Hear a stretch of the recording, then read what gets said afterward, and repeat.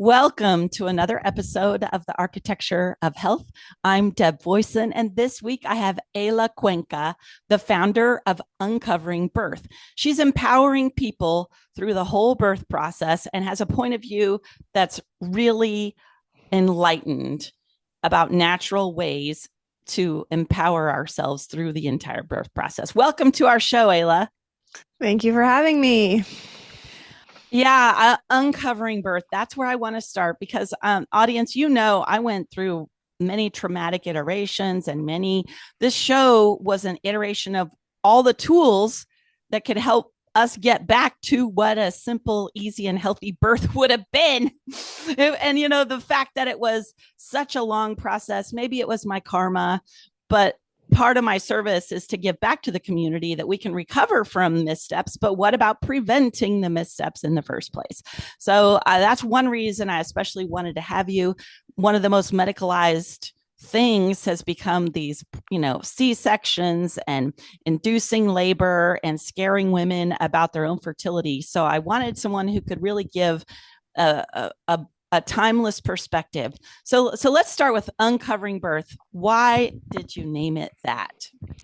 Well, I realized this theme in all of my work and the content that I was creating and the way that I was engaging with my students in birth classes and also with my clients as a doula was really like uncovering not only the woman's natural instinct, but also uncovering the truth behind what she was being told, right? So it's like, as we explored options, we realized there's more truth to this than we understand, than we've been led to believe, than we've been told, right? So much unlearning happens. Ideally, a lot of unlearning can happen when we enter our childbearing years because there's so much misinformation about how to be a woman in this body and in this world, and even how to be a man, right? So it's like that uncovering process really is unlearning and relearning. It's an alchemical process, we're going from one state to another state. And so that's really why I decided to name my company that. Unlearning. I love the process of subtraction is easier in some cases. Like, oh, I'll just not eat that toxic food, or I won't do that movement or exercise that is causing me. So I love that we have the design tools of both subtraction and addition. And in our culture, we tend to run towards addition. I'm just going to do more, say more, Right. be more. So let's start with unlearning, the unlearning process. Can you and your Instagram account has a very high level view of many of these ideas. Like I can glance at your account and see you thought this, it's actually this. But let's start with some of those patterns, because now you've been at this for a while. What are some of those unlearning patterns you've had to repeatedly teach? Well, I think primarily what I find is that there's this loyalty to a story that most women have, and I'll speak specifically about women, but it goes for men too, because they're part of this process, when women go through their childbearing years. It's an initiation for both of them, but really there's like a loyalty to the family story about how birth should be or has to be, right? Like, oh, it was painful and dangerous for me and it required medical intervention for it to be safe. That's one family story. And so if we actually want it to be different, we have to unlearn that family story, and we have to actually reevaluate our loyalty to our family as far as, am I going to do it their way just because it was that way for them, And I understand the desire, like we're cooperative relational mammals, and for us to stay enmeshed with certain family stories means survival, right? Like, if I belong to them, if I believe what they believe, then I won't be left out in the cold. I won't be cast out. I won't be the black sheep, left to fend for myself. So it's actually like a really deep rooted instinct to just stay enmeshed and entangled and continue the legacy of a story, even though the story doesn't really work with what we want.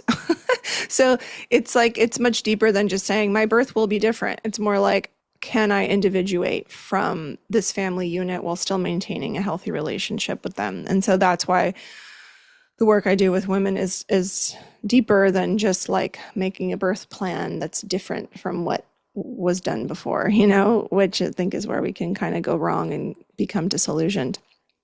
And then the other unlearning is like, what did I learn by watching Hollywood? Like what did Christy Alley and John Travolta teach me from Look Who's Talking? What that hospital scene is so iconic, and she goes into labor and she's a single mom essentially, and this cab driver basically like kind of saves her from the situation and drives her to the hospital, and she's saying, where are the drugs? Where are the drugs? And like, it's just so urgent. And once she gets the drugs, like everything's fine and everything's groovy. And then this baby's born. And, so that's really such a formative, you know, learning point for so many of us, I guess like in my generation anyway. And even Gen X, it's like this is what we kind of grew up watching, women suffering in birth and requiring medical intervention to feel like saved. So that Hollywood unlearning is also one dimension of this like uncovering process, like what's really underneath the surface. And then once we've subtracted enough, now we're like an open vessel to design this the way that we want it to be, right? And that's just about returning to what's always worked, and it's like, well, how did this work for women and families for so long? It's like, well, they did these practices during the pregnancy and they were surrounded by women and support and they were in a safe environment and they were in an environment where they felt nurtured and cared for. And so when we start to look at that, we see that our options in the more modern context are not as like suitable for what we might need and what we would feel safe and good doing. So it's more than just taking a class on how to breathe, and how to make a birth plan. It's much more profound. It can be a very, very deep spiritual journey for the couple, for the woman. It's a deep initiation, and so I think a lot of that has just been lost. It's part of a bigger web. This is so big. I love the undoing of the Hollywood stories. It's funny because I've done 10 years at a time with complete media withdrawal. And so I was already predisposed to investigate deep, true, and new ways, new old ways. I was already, and yet this birth thing, it cusped over into insurance, it cusped over into my employment. The in-laws, the friends that were infertile. I part of it too was just accepting, oh, women who work full-time in tech, they're just probably not going to be able to have babies. If you're 40, it's dangerous. I mean, the thing is that we can't separate our stories, even if you're one step away from Hollywood. And the other part is once you make that space, if you don't fill it with what works, it can get filled right back in with other mistruths, or false ideas. So I love your emphasis. What has always worked? And you mentioned several things. So what has always worked? Well, it's always worked for women to begin preparing for this process as young girls, right? So if we're already pregnant, right, we can't go back in time to prepare, but what we can start being conscious of is that when we have children, including them in this process is what's going to actually prepare them for success in the process. But what we've done as a society is we've removed children, like we've kind of put birth in the closet in the same way that we've put aging and death in the closet. So like, what do we do with our elders in modern society? We find places to, go put them until they die. And, may the most, may the best man win kind of a thing. It's like, here, whoever has enough money, funding, whatever, we have no space for integrating them into our lives. There's no space for elders. And it's really the same for birth. It's like, I only want to know about birth if it looks like this. I only want to know about birth if it's like a baby shower that, is nicely curated. I only want to know about birth if it went well. I only want to know about birth if I can hold your baby and you're not a mess. If you're not a postpartum wreck, then I can handle you, right? So it's like we only know about birth and want to know about birth in these very specific ways. And like for people listening, it might be like, that's not true. Like I like the raw truth of it all, but we're just a really small percentage of the population. Like we're in a vacuum of people who actually like care about birth being different. So it's not the case. Only 1% of women in the US give birth out of a hospital. So it's not as common as you think. And we're not like awake to this tune. And so including children in the process is really valuable. Letting them be present, watch the birth, be in the home, participate in the experience. And this is how a young girl will learn to desensationalize the experience, to sexualize the experience as well. This is how she learns about her body. This is how she learns about her power. This is what takes the fear and the drama out of the story. So that's the one way, that's what's always worked, is to include all generations in the birth process. The elders, because they know about what's happening, and then the children, because they need to know about what's happening, and then everyone in between can lend a helping hand. We just don't birth like that anymore, and our elders don't really know about birth anymore. So that's tricky because, most of the elders that come to births, right, like the mother-in-law or the mother or the aunt or the grandmother, most of them have had traumatic births, so they're actually not a help. But I'm just telling you what worked and what would be great to bring back in that can really support a woman's experience. The other component is movement. A lot of women don't move. Like, we're a sedentary society. We're mostly at a desk, or we're driving, or, we're sitting on a device, or every chance we get, we sit down. We're not active, and we're not actively resting, right? Like right now I'm in tailor pose. I try to work from a resting squat pose. I'm always trying to do something that's benefiting my body, whether I choose to have more children or not. But that's one of the big issues. And a lot of women do things like Pilates or yoga, and that's really not movement that is preparing the body for birth or for even having a child like on your back or wearing a child. Those are not natural movement patterns that actually support the woman's physiology. So then when she gets to birth, she gets exhausted, she can't conserve her energy, it's painful because her body is simply not prepared. This is why I've had many, like even yoga teachers who I've worked with, birth was really hard for them. But that's yoga is not, the mental practice of yoga is really supportive in labor, but I wouldn't say like the physical is as much supportive. So yeah, women are not physically prepared. And then women also have this like codependency with the medical system, and it's hard because that really gets in the way of making sound decisions. And so what's always worked is to be of the mother's logic, like historically, there's different types of logic that we operate by as society. And so the mother's logic was really dominant when it came to birth. Now, what dominates birth is clinical logic, political logic, legal logic, medical logic. Those are all the logics that dominate how we approach birth. But it used to be, what does the woman want? What does she know about her body? How does she work with her body to do this? Cultural and spiritual logic, meaning I trust in this process, right? We don't really approach birth like that. It's like, no, it doesn't matter what's in store. I will use medical logic to override everything and anything, even at the cost of my own sanity. So we just don't use those other types of logics that really served women in the past. Now it's clinical, right? Oh, I got this test result, I must do this. Whereas before, the woman was like, my body is telling me this, so I will change that, and this is how it's going to be, and I'm okay with whatever the outcome is. We used to have much more surrender for the outcome, regardless of what the outcome was. But now it's like, at whatever cost, this baby will be alive, right? Even if I have to take this baby out at 28 weeks for whatever reason, and it's going to be in the NICU on life support, and we will make it happen. And that's just very different than how we used to operate.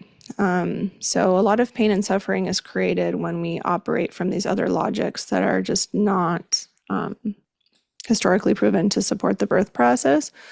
And I know that's like a sticky subject because a lot of people, want want everything to work out all the time, no matter what cost, and no matter who has to get, cut open, hurt, or operated on along the way. It's really outcome driven rather than process driven, I would say.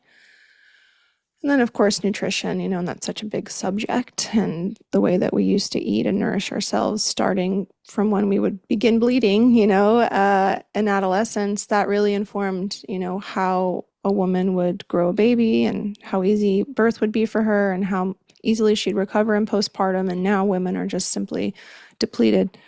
And, it's Wow, hard. this It's is hard. so awesome. I took a few notes.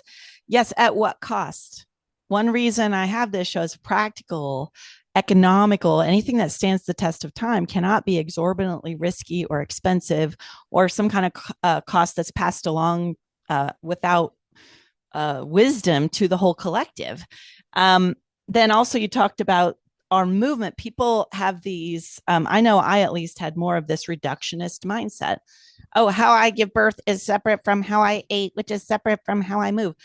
Mhm. And I even got in a mess. Even though I had been to West Africa, I knew about baby carrying on the back. I knew about how to sit so the pelvis bowl could open. I knew about squatting. I knew all these things, and I still ended up in a tangle with a weird insurance system and having to surrender more to a doctor's authority than I intended, despite a doula, despite months of education. And one interesting thing is definitely the pelvis. A society that tucks its pelvis and jams their hips forward Yeah. cannot open. That vessel will not open. Of course, you're going to have to cut the front open to get the things out because the whole body pressure is moving to the front. So, guys, primal movement can help with the birth process. And even though my son was all tangled up, probably because I spun around and danced too much in his cord, which is a high risk thing, right? Even though that happened, I was upside down, sideways, all fours. I was breaking every rule about laying in a bed, right? We know that lying on a bed on your back is the worst. It's best for the doctor, worse for the baby, and worse for the mom. And thank goodness I at least had a team that encouraged my weird primal dance because he got all untangled and like some weird Rubik's cube, thankfully. And the other thing that you were mentioning too was process versus outcome. Like really, the outcome at that moment is very different than the outcome over generations. And I think that's where when we get our you know myopic focus on the way things are supposed to be to fit into our existing systems, our factory-based work system where women can't get time off of work, our factory-based system of education where kids go to school a certain number of hours that have nothing to do with the greater good. So we are this, thanks for pointing out, we are fringe. We are the 1% that are wildly optimistic, so wildly optimistic it scares other people, honestly. And child wearing. Oh my goodness. Every time I see someone carrying a kid in the front of their body, further amplifying that hip thrust. Whenever I see a mom doing the hard thing of getting a child of the right age on her back, I go up and I say, it's worth the struggle for you and the baby. Yes. Right. Yeah. Okay, now one thing that was interesting is I mean, I barely even was willing to spend the money to get a doula. Thank goodness. She was amazing. Thank goodness. We had a team approach. Uh and yet I still didn't have the right supports in place. I went back to work too fast. I got up and started exercising way too fast. So my pelvic floor Mm. dropped, right? I had this idea of like, oh, back to work. I did it. And so what I wanted to say is this idea of the continuum, right? There's this ramping up from way earlier than we think. Children, how they think about birth, this ramping up, how you're eating way before you have a baby, maybe even as you pick your partner, right? The whole different set of a long-term point of view, Yeah. then even into postpartum care. What would you say are some of the things that make someone in this part, the birth process? What are You said something like there are people who are undertrained or mistrained even as doulas. Yeah, I mean, well, there's a lack of education in general when it comes to the people, the women who are giving birth and her partner. So that's one element of just not being prepared, not understanding the body and how birth actually works, which is what makes them heavily dependent on the medical system. But then there's also the support people, right? Like there are the doulas. I train doulas. We have cohorts that are ongoing throughout the year. And a lot of them come to my training program after having done other programs where they felt like, okay, I just did like a long weekend thing, right? Like a 4-day workshop on doulaship and how to support women. And I don't really feel that I like am qualified. Like what can I really do now? Like I kind of understand the birth process a little bit, but I was mostly just told like how to hold her hand through her birth, and I still don't feel okay with holding her hand through like a medicalized birth experience because I don't feel that she's actually empowered. So how can I actually advocate for her? So I think there are a lot of doulas out there that are, trained in ways that are really more supportive of the conventional wisdom, more so than supportive of the mother, even though they might believe that they're actually supporting the mother. But I look at it more as like an approach to being an accomplice. That's how I felt when I did my original training with Dona. I left and was like, what? Like, now I'm supposed to go in there and like I still like something inside of me didn't really resonate with what I was being told, which was like, if she wants to, do an epidural, then this is how we support her through the process. And I said, but that's fine. Of course, like we'll support her through whatever she wants. But where's the part where I talk to her? Like who's talking to her about the side effects of the epidural? Like where is that piece? And I realized this is so much bigger, and I'm not just going to be like holding someone's hand through something that's going to really harm them without them being informed about the decision. So that's where the like informed consent piece is just really missing when it comes to doula trainings. And of course, doulas are not birth educators. It's a different role. And so that's where I went on to study, the Bradley method, which you and I were talking about earlier. So after I spent a year studying that and working, and then many years teaching that, that's when I started to develop my own method, which is now what is taught. And the birth educators that I train worldwide are teaching this method, which is the uncovering birth method. But it's much more focused on how to empower the couple in any setting, right? Because like it's exhausting to try to take down the system. It's not really like, I think the way that we approach taking down the system or whatever it is really exhausting. And it's kind of like the myth of Sisyphus. It's just like, it's endless. So what's actually effective is giving the tools and the awareness to the individuals so that they can actually navigate any situation within any system and feel aligned.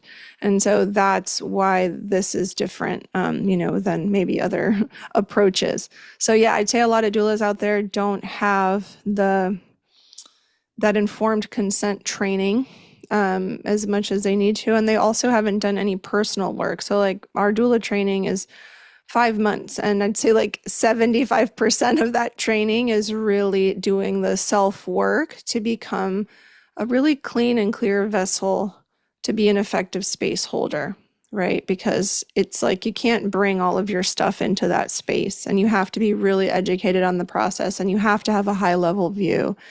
And there's a lot of doulas out there that are, angry, or they have their own birth trauma they haven't processed, or they're on some sort of a crusade, or they're not really empowering women, and I think this is why I've heard people say like, I had a doula, it didn't matter, it didn't make a difference, like she didn't do this, she wasn't present, she was on her phone, she showed up late, she was, there's so many people are not, just it's like I always say, yes, you're a woman. Any woman can be a doula. We have that gift within us, but not every woman should be, because there's also a level of accountability that you have to really engage with in order to hold space for this rite of passage. I love that. I have to say, guys, my doula was really supportive. We were in a got in a thick, tricky wicket. But what was funny was my price tag brain was like, oh, we're done. Ching. Like, I'm not going to pay for more help. I'm done. Ching. And where things got weird was after the birth. Yeah. And I wasn't following the protocols to avoid like sit bath versus bathing, which or something on on the way to the delivery. Somehow I got an infection. And the funny thing is, you get in the NICU and the doctors, I'm like, yeah, it's weird. I got this infection and I really had to take an antibiotic. Like I didn't want to, but I really had to. And then suddenly he's super sick. My baby's like, could these be related? No, no, it's Mm. almost like they're saying that the mother's blood, a breastfeeding mother's blood, has nothing to do with the child's blood. And I was like, whoa, you guys are from Stanford and Harvard, and you think that there's this impermeability, this like Hmm. complete surgical precision that separates who the mom is from who the baby is. I hope things have changed. That was 18 years ago. And then even later, the GI person, when we had other stuff, and I was like, could it be what I'm eating? Could that be setting him off? No, no, no.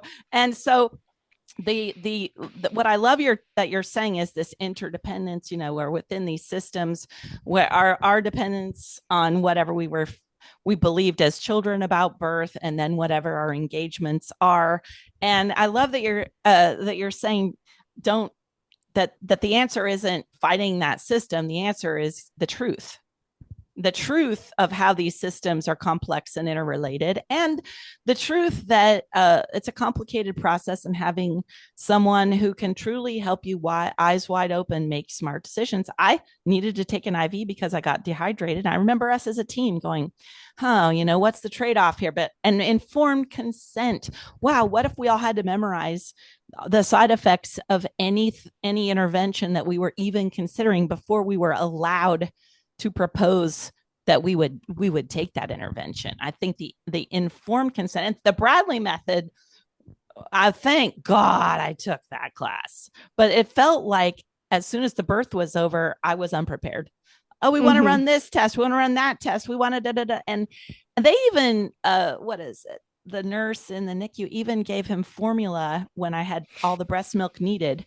And she was like, oh, all you young mothers give up eventually. I was like, Yeah. oh Yeah. my, the callousness, the like factory mindset was awful. And we ended up with an unneeded surgery, even though I knew better. Okay. But guys, he's great. That's why we're here. There's so much we can do. There's so much in the 1%. Let's all be in this 1%. So, what about what's a next level of unconscious pattern that you keep seeing, even if it's earlier in the fertility cycle, or even if it's in the family ecosystem? Well, yeah, I think we're just, it's tough. We are really, I'll touch on postpartum, I think, because that's where we, like you said, we focus so much on the birth that once the baby is with us, we are like, okay, life goes back to normal, or I don't need that much support, or I'm not going to invest energy and resources into changing my environment. And that's really where we make a big mistake. We allocate resources and energy to things that don't actually matter, like, a crib for the baby, a nursery, this type of stroller, this type of thing. And it's like, if everything, I actually have like a PDF that I've created so that people can see how much money and resources are wasted in the conventional wisdom about what we need for babies versus what we actually need for them, but what the mother really needs. And if we were to do it that way, we'd be saving so much money. Investing in a postpartum doula, investing in someone to come and clean the house once a week, investing in someone to create whole nourishing meals for us for 4 weeks so that, we're replenishing constantly as we're going through this learning curve of breastfeeding and having a baby, someone to come in and support with the other children so that the mother's relationship with the baby can be really established. And unfortunately, most women have birth trauma. And most women have not created a postpartum plan. So they're in deep overwhelm when they get home. They're like afraid wire, And unfortunately, the first thing to get cut so that she can reorient herself and she can, restore are the baby's needs. It's like, okay, well, you're overwhelmed. You need to rest. Let's formula feed the baby, or let's bottle feed the baby, or let's get someone to take care of the baby. And it's like, no, we need everything else taken care of so she can be with the baby and has nothing else to think about, right? Like if she was planning to go back to work after 6 weeks and she's holding a lot of stress in her system about that. What can we do so that we can extend that time, relieve that stress? Okay, we don't need all of this other fancy stuff. Like, let's get someone to come in here and cook for her every day so that and tidy up the home so that she can go between breastfeeding and sleeping. Let's get someone in here to help her process the birth, right? C-sections are really hard. The recovery is really challenging. No one talks about how challenging the recovery is. And then and then the baby has demands, which are totally normal. Like the baby needing to connect, be held, diaper change, breastfeed, co-sleep. Those are all basic demands. There's nothing like out of this world about that is over the top. However, it feels that way because every other thing is on the woman's mind to take care of. So this is where we have to wake up. And this is, this is in more of a crisis. Like we're in more of a postpartum crisis, I think, than we are in a birth crisis. And we are definitely in a birth crisis moment. So, I know that fertility is in crisis at the moment, birth is in crisis, but really postpartum is where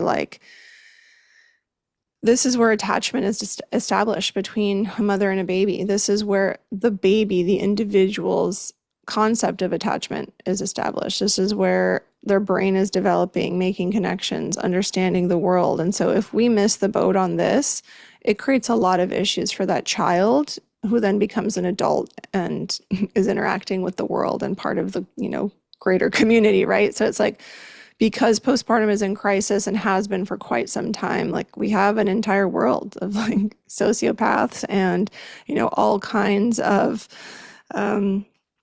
dysfunctional, individualistic approaches to the environment, to health, to, power. So it's much bigger than we think. And so, when women come to me and say, oh, what should I put on my baby registry? I need help. And I'm like, okay, we need to like reorient our perspective and our energy and, birth education, support, and whatever you need for the first few months so that you can deeply connect with the baby.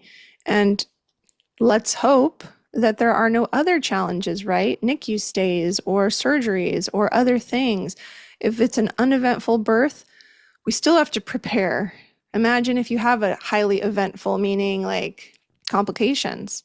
That's a whole other set of, support we need. So yeah, this is highly overlooked and, a really big part of the problem that we find ourselves in today.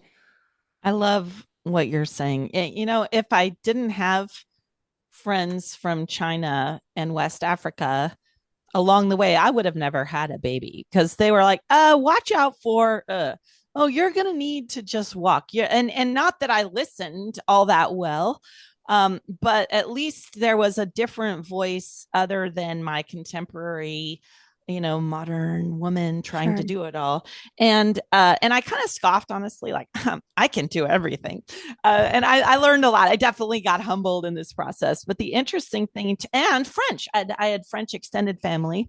And I remember hearing them go, oh, well, after birth, we send physical therapists into the home.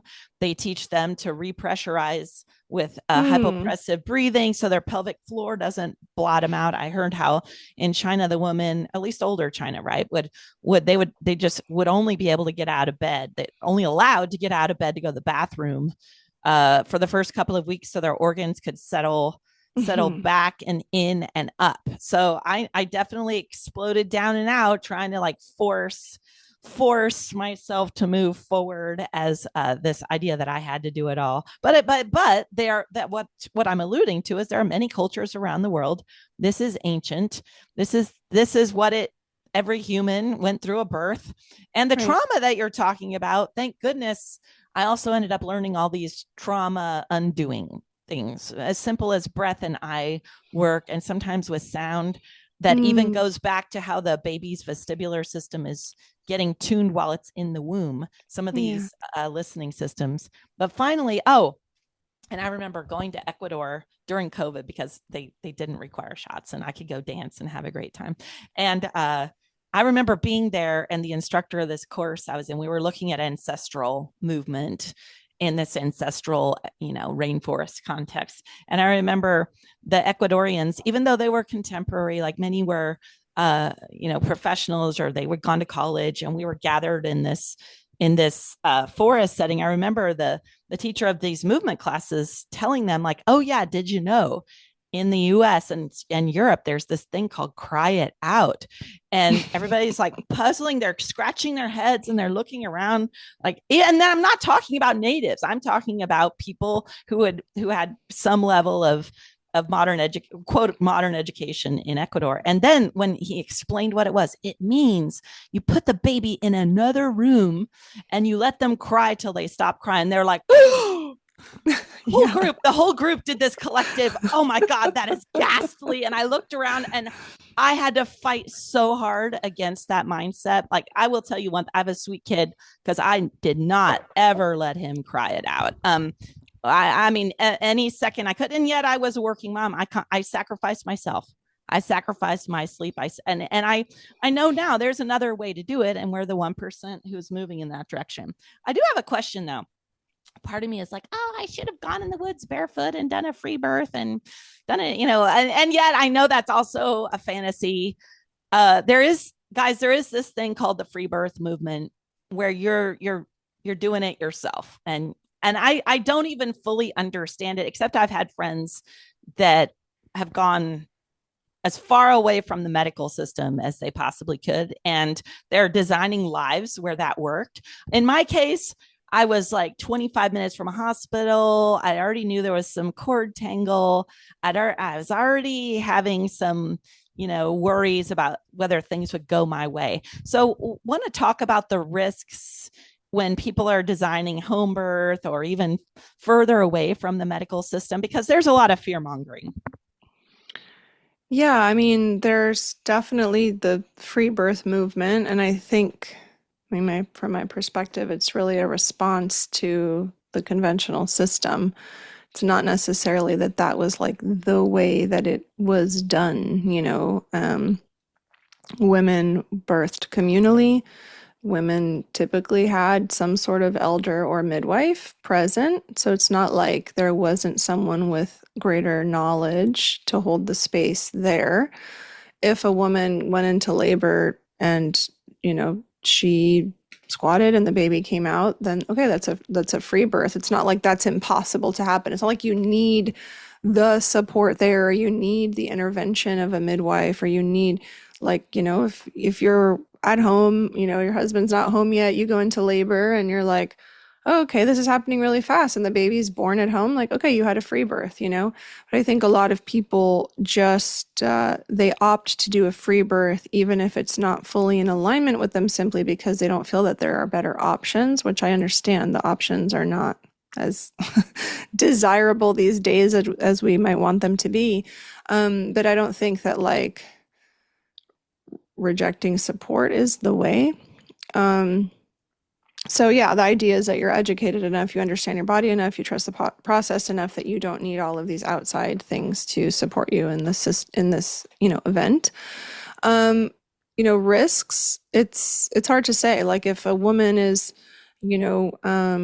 exhibiting extremely high blood pressure and, she's at risk for seizure, because of certain things that she's doing, hasn't dealt with, her health is not in a good place, a midwife wouldn't even take her on as a client. So when we say what's the risk of a home birth, a good midwife is making assessments based on mental health and physical health. So she's not going to, like, irresponsibly take on someone who requires a step in from conventional medicine.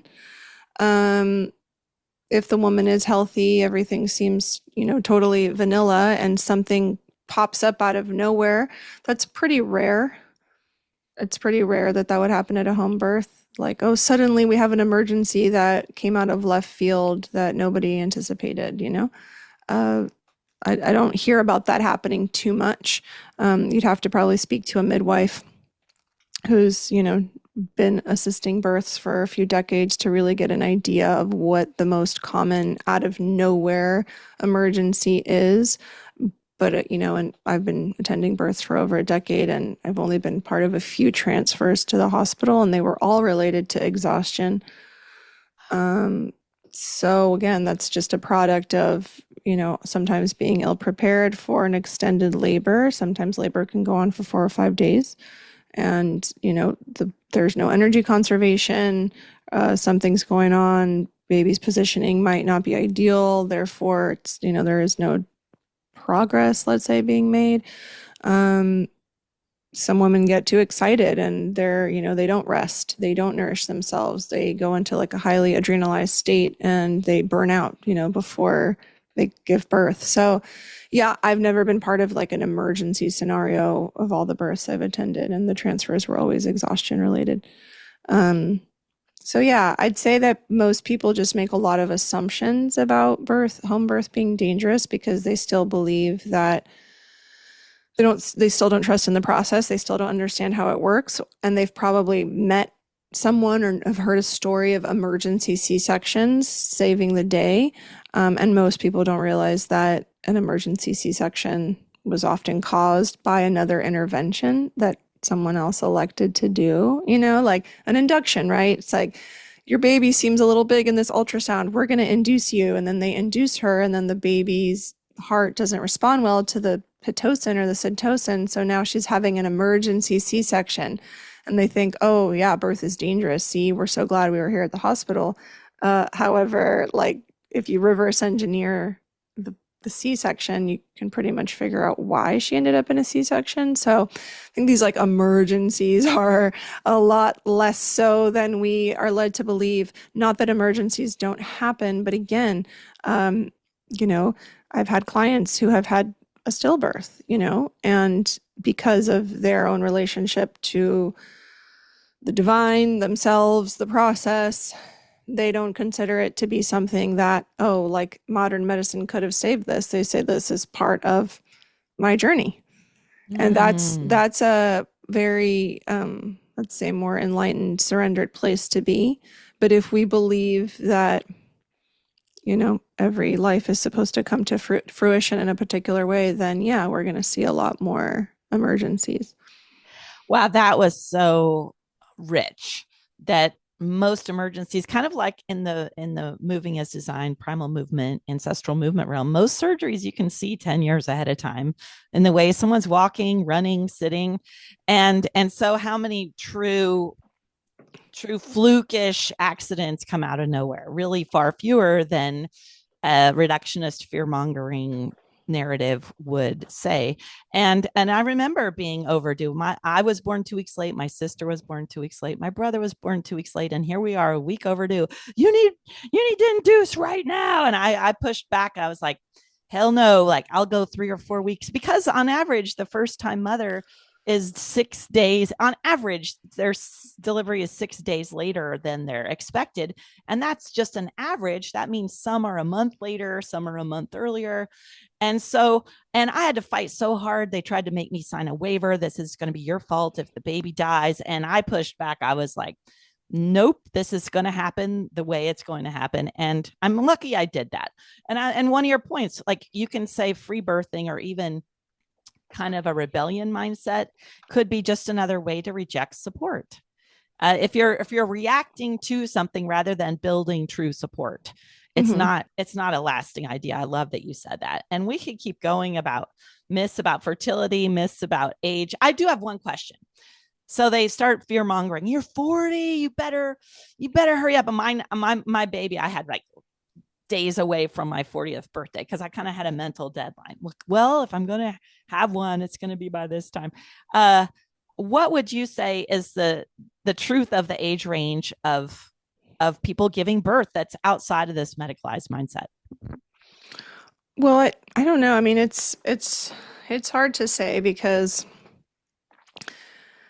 yes, we become fertile when we begin bleeding, right? Like we're ready to give birth. That's what we've been led to believe. And socially, because of our way of life, women were giving birth, when they were 15, 16, and that's how it was for a long time. And whatever concepts we have about life expectancy have also changed, and who really knows what's true about how long people lived anyway, but that's going really deep down a different rabbit hole. Uh, and so, now because of the way we've been structured socially, it's like, yes, women are waiting later to, get pregnant and give birth and become mothers because there's like other things that they want to do and engage in and education and pursuing careers and projects and things like that. However, I wouldn't say it's because of her actual egg quality that it might become more challenging. I think it's because of her lifestyle, and the way in which she's been relating to herself, her hormones because of unprocessed trauma. It's funny because people say, I don't know why I'm having hormonal issues. It's not, I've done the test, I've done the check, my thyroid's fine, everything seems fine. Like, I don't know what it is. Yet they don't realize they're walking around in a highly traumatized state, right? Like their neuroception is just activated. Everything is a threat. They're in a constant response. So what is that going to do? It's going to completely obliterate the woman's fertility. So I think a lot of us are walking around like that and not really addressing the root cause.